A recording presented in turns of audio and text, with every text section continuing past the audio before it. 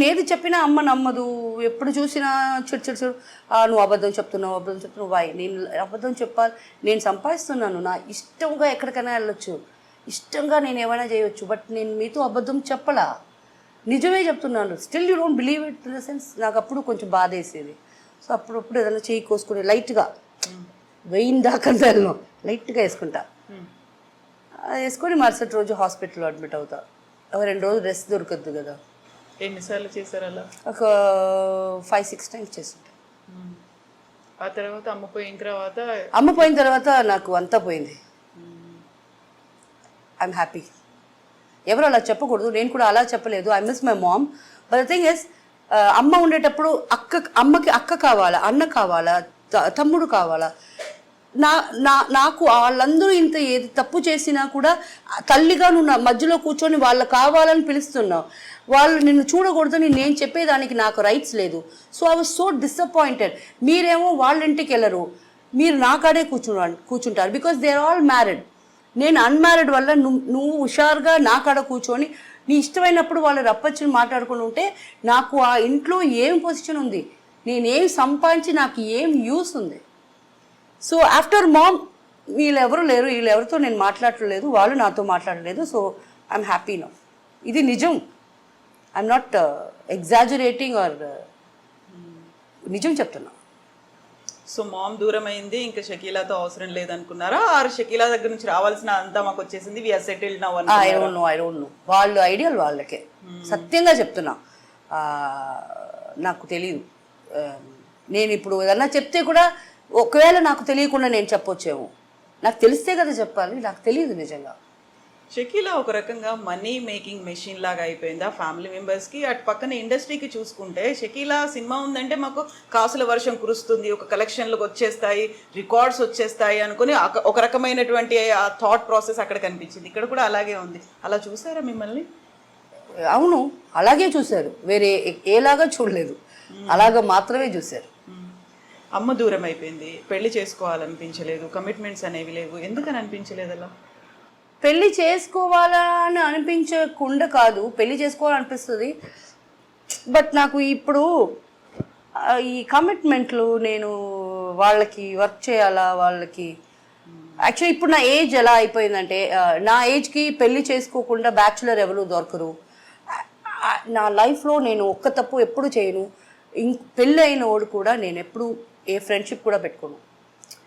అది నేను చేయలేను. ఇంకొక అమ్మాయికి ఆ పొజిషన్లో మనం ఉంటే ఆ నొప్పి ఎలా ఉంటుంది మనకు తెలుసు.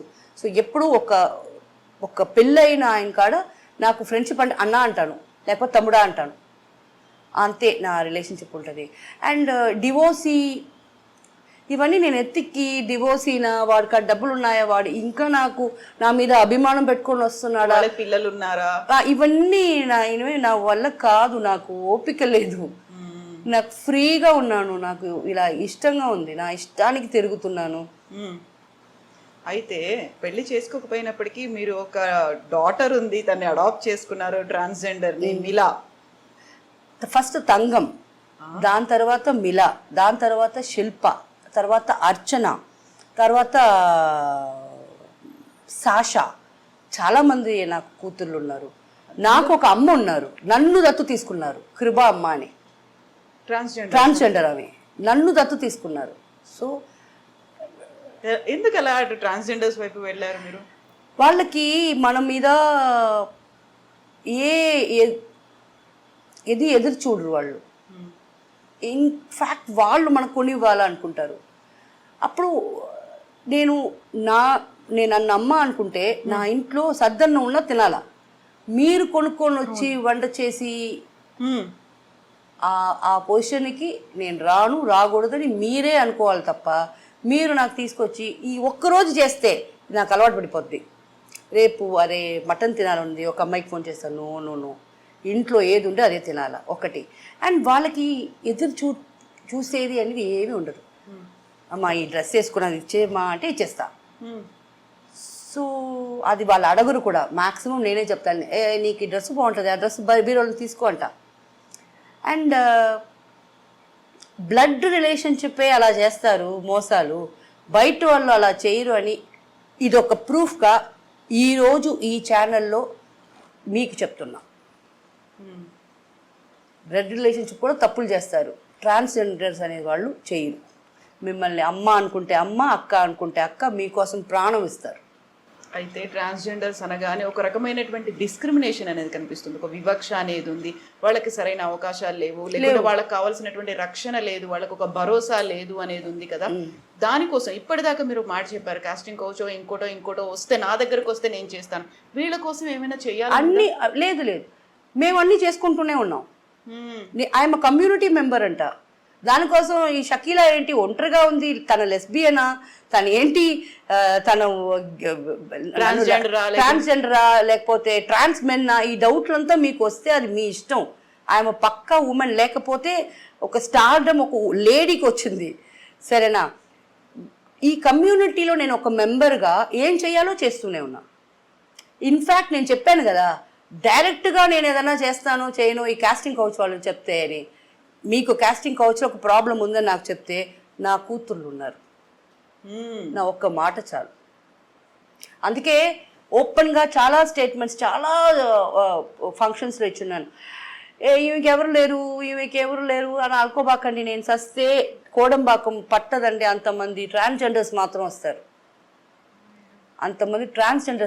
వస్తారు, కమ్యూనిటీ ఉంది మీకంతా, మీరు వాళ్ళకి ఉన్నారనే భరోసా వాళ్ళకు ఉంది.